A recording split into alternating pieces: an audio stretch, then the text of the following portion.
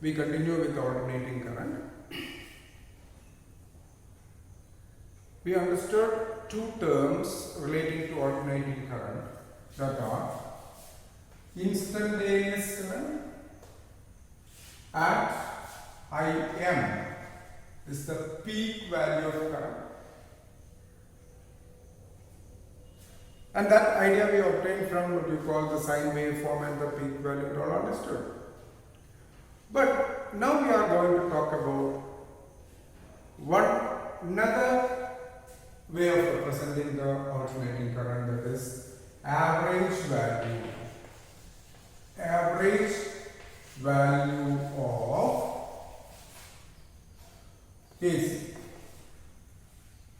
Average value of AC represented by I average or I mean value. That means if you consider the AC, see, it is varying continuously and reversing its direction. If I split this into very small sections like this and add all those values of currents divided by that much numbers, as you find out ordinary averaging, that is what we call average value of current. And because of some reason, we take the average value of currents for the half cycle of AC. And if you go for calculating like this, taking all the instantaneous values and dividing it, it will be a problem. Therefore, we define the average value in some other way and we go for calculating the average value according to that definition. Okay. Now, average value of AC is defined as that value of steady current which will send the same amount of electric charges through a circuit for a time equal to half the time period of AC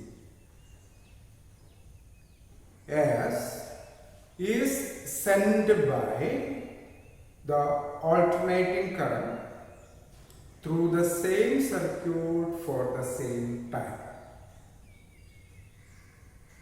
So we are taking the average value in terms of what you call the electric charge sent by a steady current for a half cycle of AC and compare that with the charge sent by the alternating current for the same time through the same circuit, and if they are equal, then that value of steady current we can take it as the value of average value of alternating current. So this is what we are doing here. Now let us go mathematical to find the average value. Now suppose I connect a steady voltage and send a steady current through a resistance here. So the current I, this current I is the steady current or DC current.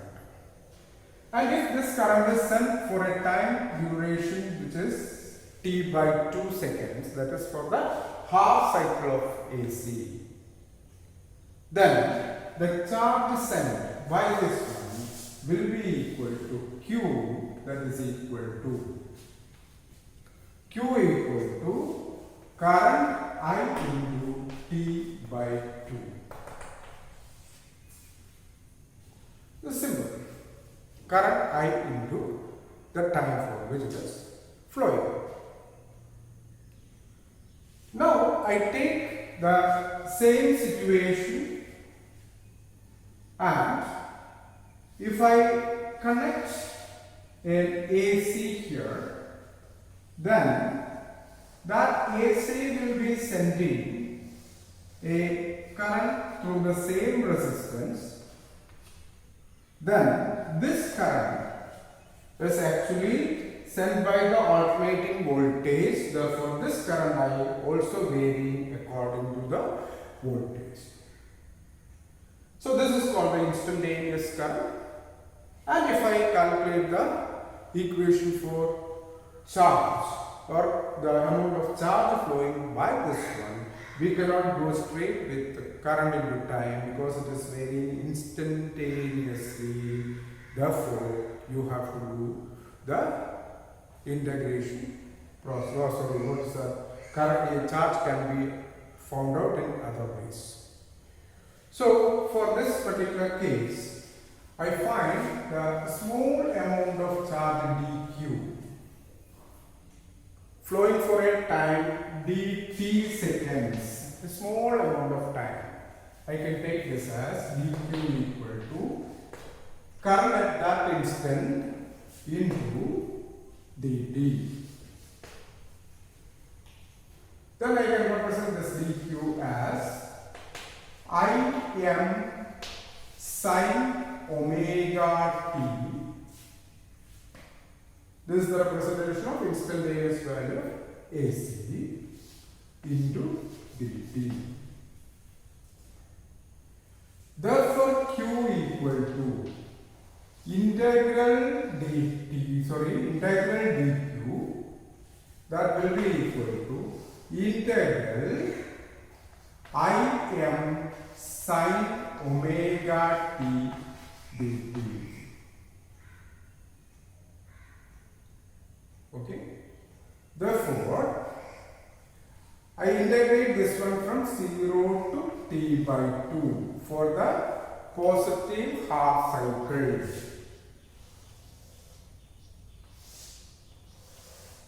So, 0 t by 2, and for the negative half cycle it goes as t by 2 to t. So, I am taking the positive half cycle and therefore the integration is from 0 to t by 2. And doing the integration I get q equal to I m into, because I m is a constant, the peak value, integral sine omega t dt is equal to minus cos omega t by omega from 0 to t by 2. So this is the value of integral sine omega t dt. Now I apply the values of limits here and see how much it comes. So that will be equal to I m by omega, I take it outside with a minus sign also I am taking out, and I take this upper limit minus lower limit, it becomes cos 2 pi by t. Omega I am taking in terms of time period because I have to take time t as t by 2. Okay. Upper limit minus cos 2 pi by t into 0.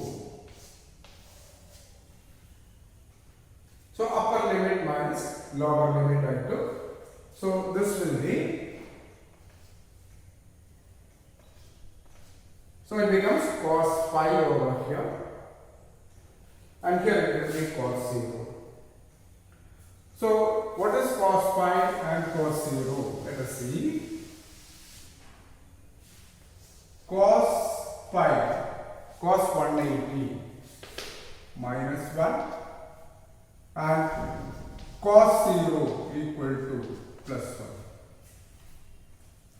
So minus 1, minus 1, minus 2, minus 2 with this minus sign becomes plus 2. Therefore, after this, I will be getting the value for q as, remember, therefore q equal to 2im by omega, or q equal to 2im by 2 pi equation 2.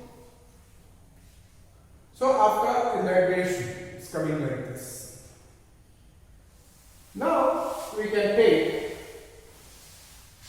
the statement back, that the statement says that steady current I sends the same amount of charge. That means this equation 1 and this equation 2 are equal. So when you equate the two, I get I into T by 2 will be equal to I m into T divided by 5, because 2 and 2 cancels. So T and T cancels. So I get I equal to 2Im by pi, and this particular value of steady current we call it as average value, that's equal to 2Im by pi. So average value of AC, alternating current, is equal to 2 times the peak value by pi. Okay? Like this you can do the calculation for the alternating voltage also. For that you get average value of voltage is also equal to 2 Vm by pi. Okay? And this value is actually, you can get it like this, that Im equal to 0.637 times I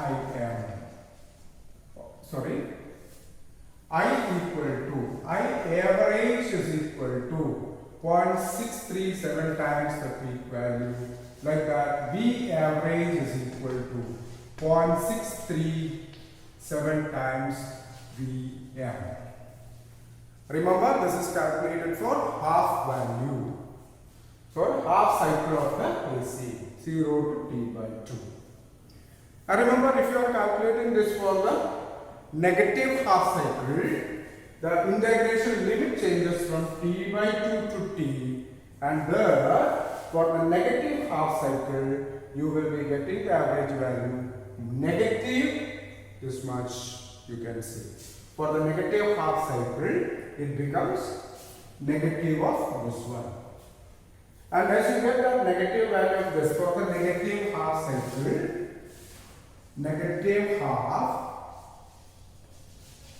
for the negative half, you will be getting I average is equal to minus 2Im by pi, and voltage you get minus 2Vm by pi. Therefore, if you take the complete cycle of AC for the averaging, average value, if you take it for the complete cycle, you can find the average value is 0. And that is why we stated it for the half cycle of AC. Okay? So average value of an AC over a complete cycle, it is 0. It's a very important fact to be known.